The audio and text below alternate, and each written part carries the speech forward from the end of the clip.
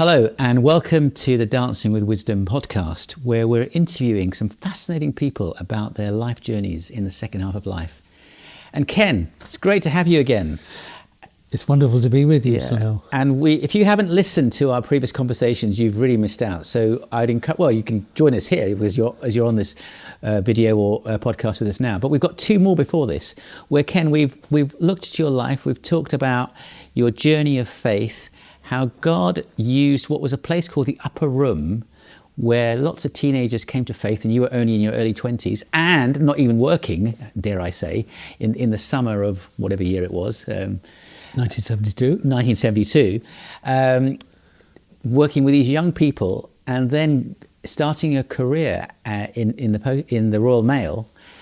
We call those previous talks "Not Your Average Postman," because you're not an average postman by any means, and how God used that experience to get you involved in management and leadership of the Royal Mail. And in the last conversation, we talked about some amazing and fascinating stories about lessons you've learned about leadership and about leading an organization, and how those lessons are so transferable to so much of life. Those stories are fascinating. So if you haven't listened to them, I really encourage you to listen to them, as well as the very first conversation we had with Ken about his own personal journey, about how he and his wife Jan started on this amazing pilgrimage, I'm going to say, is the word that comes to mind, with God, how you put God at the center, and how God opened up an amazing ministry to serve him among young people, as well as preparing you for the leadership of the Royal Mail, an organisation at the time with 130,000 employees and a budget of 5 billion. That's an amazing story. We're going to sort of carry on about your role in the Royal Mail and talk about the subject of conflict. Now, we never have any conflict in our lives, do we? No. We all struggle with conflict. We all have problems with dealing with that. And in podcast 25, I spoke with a lady called Linda Outker about dealing with difficult situations. But Ken, I want to talk to you today about how we manage conflict and your experience in the Royal Mail. So far away and tell us about that. Well, I think we can always expect conflict in this life. And I always think that conflict in itself is not a bad thing. No. It's the failure to resolve conflict, yes, which causes a problem. And some temperaments, I hate conflict. I really struggle with it. And yet, as you say, it can actually be a journey to a greater sense of unity, bring great insights. So handled correctly, it can be so powerful. Absolutely. Iron strengthens iron. Yeah, as the proverb says, yeah. Yeah, I suppose that the biggest conflict I've been involved with personally was this national postal strike in 1996. Right. Which was over a whole set of changes that I don't think were properly understood or maybe properly thought through. And it culminated in a national postal strike. Right. When you're working in Royal Mail, as I was, as effectively the chief operating officer, it's a very painful experience. And how long was this strike? How long did it went on. It wasn't a continuous strike. It was individual days or 2 days at a time. And it was but it had a huge impact. I mean, it's national. Yes. And again, this is before the internet really took a hold. Yes. And so people were communicating only by telephone. Yeah. Mobile phones, I don't think were really around even at that. They were around, but not very rare. In the data sense they are today. Yeah, very rare. Yeah. Yeah. So it had huge implications. I mean, massive, because every business, every and people were sending checks, and it wasn't easy transfer of money. It was checks. So people were sending checks in the post, and that's it. Because if let's say a motor manufacturer goes on strike. What happens is the factory stops. You stop producing motor cars. Yes. But when the strike is over, you just kind of pick up. Yeah. So like when you had in COVID, we had to stop, and then it built up and came back. Yeah. But with Royal Mail, the production doesn't stop. Because let's say the banks are producing statements. Oh yes, so it's all coming in. So you've got millions of letters still being produced, piling up.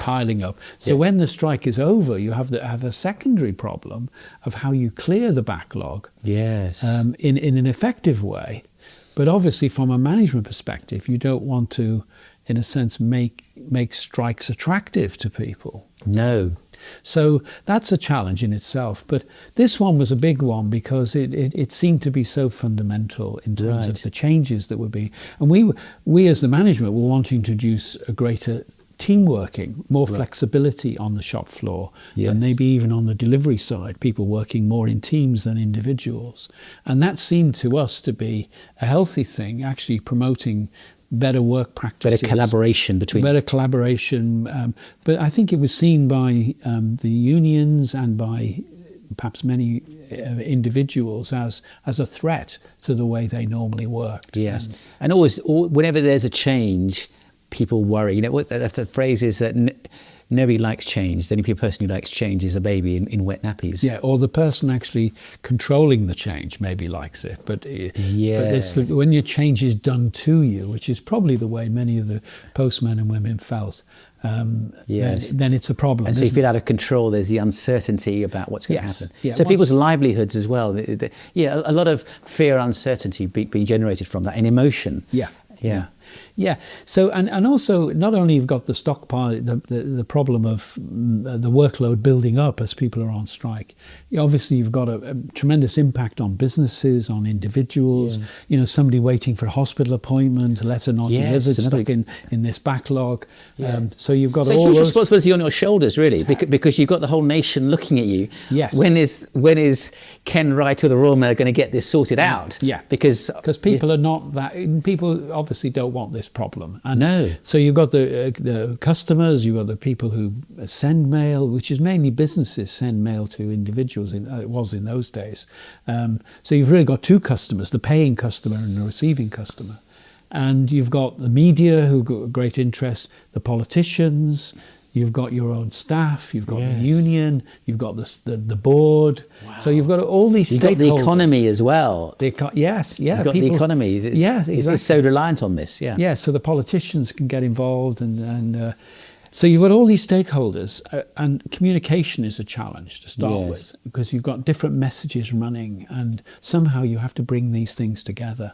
So I suppose I felt as if it was, I'd been involved in strikes before, which were maybe more regional strikes, which are painful and everybody, you know, in a way nobody wins in the end in a strike. I understand why people feel they want to take a strike because they feel powerless otherwise. They want to make their mark and make the change, reshape the change perhaps.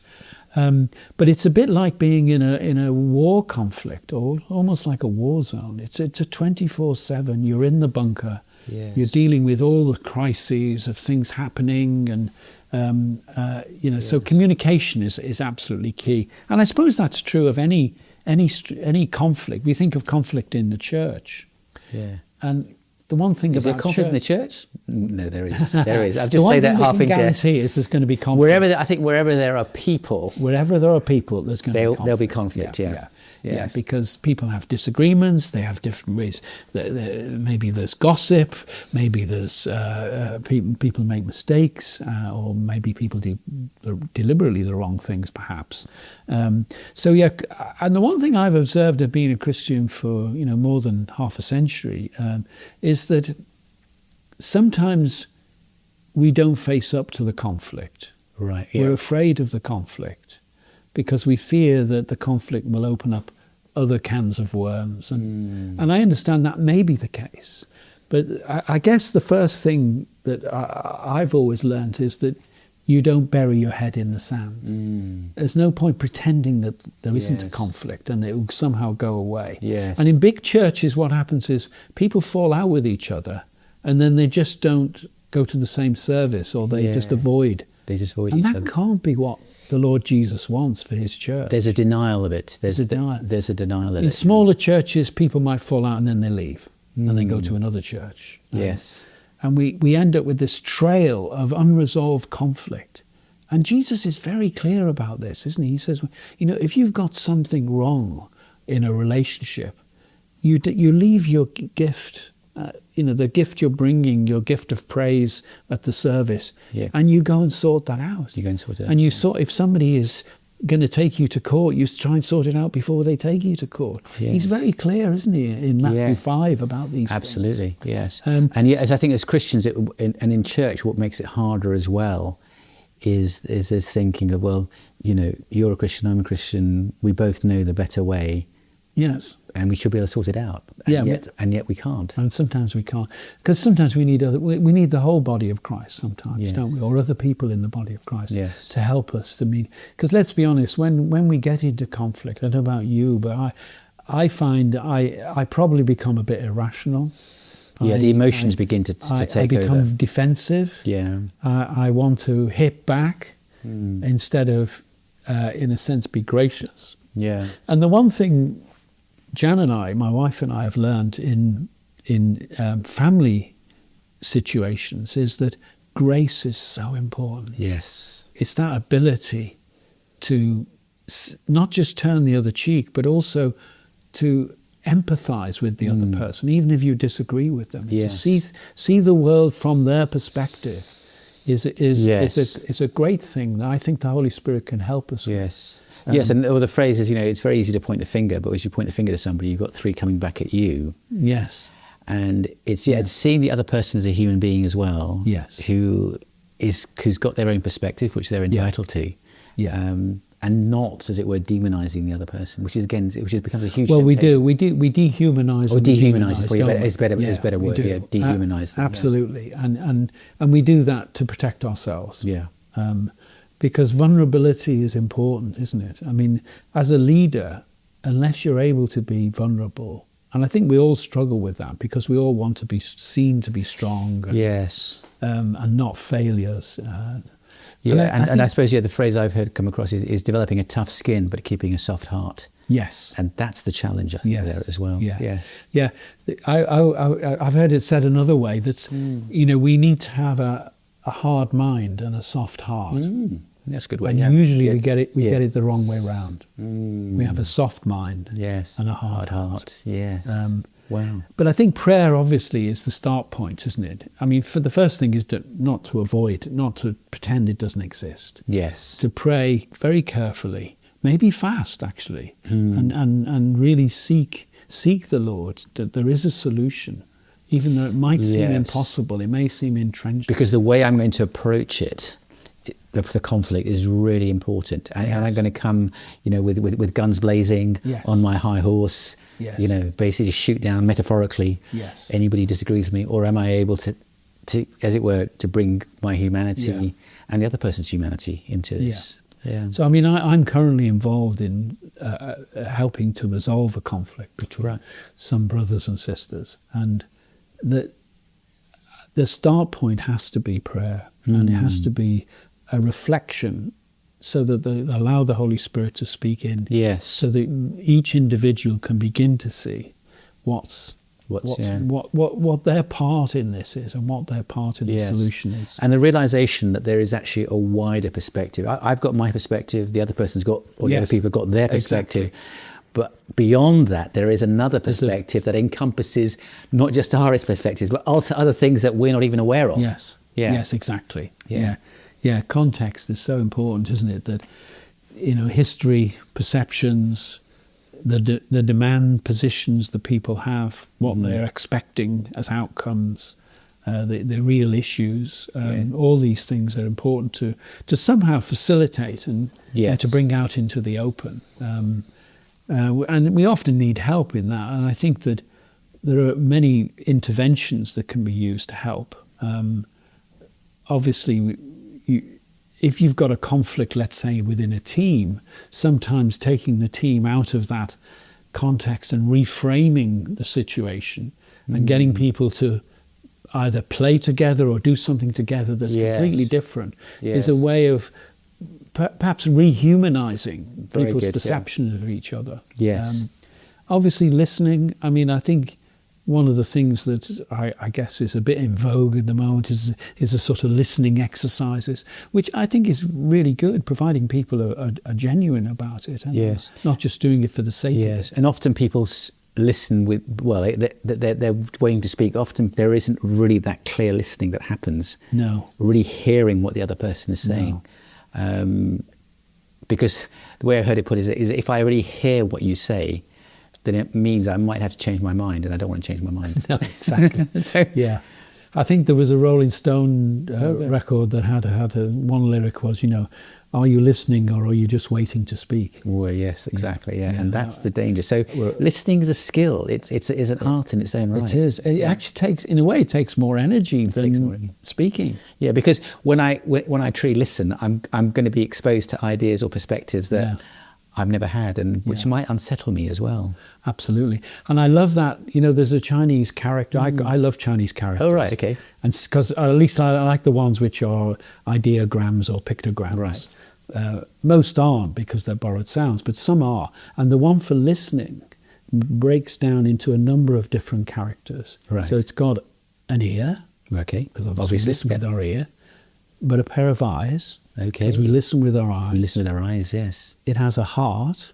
Because it's about hearing with our heart. Yes. And, so you can see that in the it's more holistic. Yeah. It's a holistic view. The Chinese perspective on listening is quite deep, actually. Very deep. Yeah. Well, thank you for sharing that. Yes. Yeah. And obviously using third parties, people who can be good mediators. But I think we talked in an earlier podcast about ACAS, the arbitration. Yes, that's right. And it was a 25-hour arbitration that you were involved with. Yeah, that was the first time I'd ever been involved with them, and I thought were really good because what they did was they put the two parties in, the union and the management in different rooms, and they then played the devil's advocate, if you like, with each party and tested what their arguments really were and negotiated with each side. Yes. And then when they kind of got some movement from each side, they would then eventually bring each side together. Yes. And that I'm not suggesting that's the only way to do it, but that, to me, that was in a highly charged conflict situation. That's a really good approach. The way I've heard it put as well, which is very powerful, is if you can articulate the opposing side's argument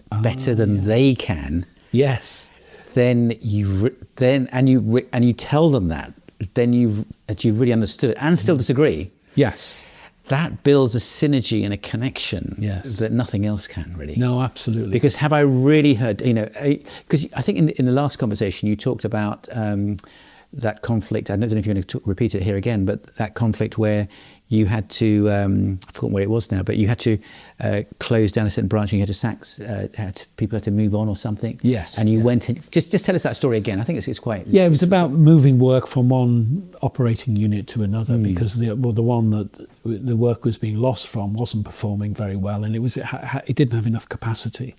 So it meant moving work. And traditionally the way would be that management would talk to the union and then the union would talk to the staff and then there'd be a reaction. And what we did was myself and the unit manager, we spent 24 hours briefing and discussing the why of the change with each individual with groups of employees. It wasn't with individuals, but it was in small groups. Yeah, and so then you covered 500 staff that way. Yes, exactly. And that was a exhausting experience, but it was very valuable because it meant at least there was a consistent message. And obviously it was the management's perspective. We had to accept that. And there was plenty of pushback, and we were able then to understand what some of the counter arguments would be. But that was face-to-face it ultimately is the only way to resolve these As opposed to what you hear these days is, people get fired by text message. I mean, it's scandalous, isn't it? It's awful, yeah. I mean, really. Well, it's dehumanising, isn't it? It is. Yeah, you're just a cog in the machine, and you're useless otherwise. Yeah. Yeah, and I think we can all be a lot braver and more extreme through text or messaging than we are in face-to-face. That is true. And people wind each other up almost. Well, unfortunately, that's a reflection of our society as well, isn't it? Because people can really slag people off on social media. Somebody says something that's maybe outside the mainstream, and then and because it's semi-public, people then feel they've got to react. And it's almost like a public arena then, isn't it? And I've been hit in the face, so I've got to hit back. And there will be obviously other interventions, other ways of bringing people together to listen, to reflect, to explore, to find compromises, because ultimately a lot it's not compromising on the essential truth of the gospel. No. But it often we often sometimes portray these things as theological issues. Yes, but actually, within the church context, we can do that. It's Yes. about a personality Yes. clash of some sort, or a power battle. Yes. And we And dress it it up. becomes a way of dehumanizing the other person as well. Yes, yes, because we're basically saying they're theologically wrong. Yeah. It's a dangerous route, actually. So part of it, just want to keep on that, on the grace and truth, because again, there's something about when I'm living in grace and truth is a realization that I have been and sometimes still continue to be in conflict with my Creator. Yes. And I have displeased Him greatly. Yes. And I am under punishment and judgment myself. Mm. And as a disciple of Christ, as a follower of Christ, it's that realization that there is a massive conflict between me and God. Mm. And I haven't got the resources, I haven't got the ability to patch up, using biblical language, patch up my own righteousness, make that relationship work. God has to come, the scripture says, while we were still sinners, Christ died for us. Not while we were trying to work hard to prove ourselves. No, while we were still in conflict, He came and humbled Himself, ultimately went to the cross, died in my place so that I can have that relationship with Him. Now, if that grasps and grips me to my core, how can I hold on my grudges when I know how much I've been forgiven by Him? Yeah. So that needs to undergird that. And obviously, that doesn't mean to say we're perfect by any means, and we still get irritated and gripes with people. But I keep returning to that, and I keep asking God to bring in that spirit of grace and truth. Yes, exactly. To me. I love it, the fact that Jesus is always described as full of grace and truth. Yes. Not full of truth and grace. Yeah, okay. Grace seems to be prioritized. Right, yeah. But He's also truth as well. He's also truth. I am the truth, the way, the truth. Yes, I suppose it goes back to our earlier conversation. I can't remember whether it was in this one or previous one, but is bringing, if you like, the relationship is important. Yeah, I think you talked about in the last conversation about when you had to discipline people.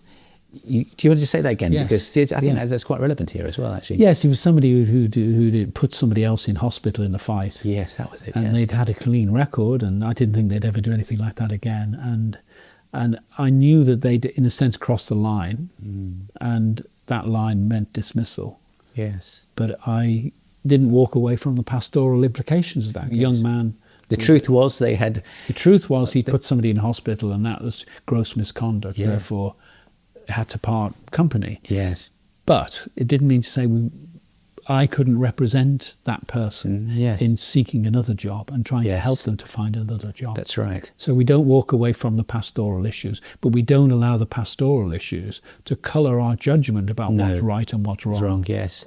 Yeah, and you just triggered a thought in my mind. The story I've heard about that was within a company where the father was the CEO and the son had a senior role, and the father saw the son doing things towards another employee that were out of order. So he warned him once, he warned him a second time, the third time he fired him. The next, when he saw him do it again, he said, "Okay, I'm going to put on two hats," he said to his son. He said, "Look, I'm going to put my CEO hat on." So you can say, "Mr. So-and-so, that behaviour was unacceptable. You're fired." He said, "I'm taking off my CEO hat, I'm putting my dad hat on. Son, I just heard you lost your job. I'm so sorry to hear that. How can I help you?" Yes, it's that captures it. So it captures that, it's the relationship side, but also the truth side as well. Yes. And that's the challenge, I think, that we'll face. Yeah. Yeah, absolutely. No, that's really helpful. Yeah. I mean, I think that this last slide just summarises the. So why don't you just talk us through that? Yeah. Yeah, I think don't put your head in the sand. I think prayer is absolutely key. We need to really reflect on the context, the history, the individuals. Maybe apply some empathy, understand. Can we articulate the other person's perspective even better than they can? I think grace as well as truth, that always needs to be our default, actually. And And there are other obviously things we can do, practical things, listening exercises, relationship building, use of third parties. We all should be peacemakers. Blessed are the peacemakers. Yes. And peace means bringing people's relationships back to the order that they should be. Yes, and that's a huge. And so you had that role, as it were, within the post office. And we started with this conflict in 1996. Yeah. Any other principles that you want to just glean about how you managed and handle that? Because obviously it must have been a huge pressure on you. It must have been a huge strain, I would have thought. Yes, of course I wasn't alone, because you were in a team. But you were the figurehead, as it were. Well, I was one of them, I guess. So how did you handle that as a team? And Well, I think there's a constant self-challenge, actually, as to whether we've got this right. That's important. Being prepared to move your ground. Obviously, in any negotiation, you have a bottom line and you have target stops, and I guess that's what we see in a sales negotiation. Yes. But I think the same applies in a relational negotiation, or certainly in industrial relations negotiation. So I think I learned about not getting trapped into a framework which was immovable. Yes. And so using the opportunity, I think I learned this from some of the people I worked with, the ability to reframe. Yes. And even at times, different perspectives, seeing it from a different If you had 6 issues and you get stuck on number 2, then there was nothing wrong in going to number 3 or number 4 and then coming back to number 2. Because sometimes perspectives begin to change. That was a thing I learned from other people. Yes. I think I would probably naturally have been a bit too rational, logical and linear. Yes. Sometimes you need to be parallel in your processing. Yes. And this goes back to our last conversation about the whole leadership, in terms of if we think about the Adair model that you talked about. Yes. So you've got the task that needs to be done, the reality of what needs to be done, and then there's the people side, there's the individual and there's the team. And there's something about being soft with people but hard on the facts. Yes, exactly. It's the tough mind but the hard, the soft heart. Yes. Well, thank you so much, Ken, for a fascinating conversation about dealing with conflict. We talk about this as well on podcast 25 with Linda Outker, but I think you've added a really rich dimension to that as well, with your role within the post office, your experience within the church context, and as you said as well, wherever there's people, there's conflict. So conflict's not something to be afraid of.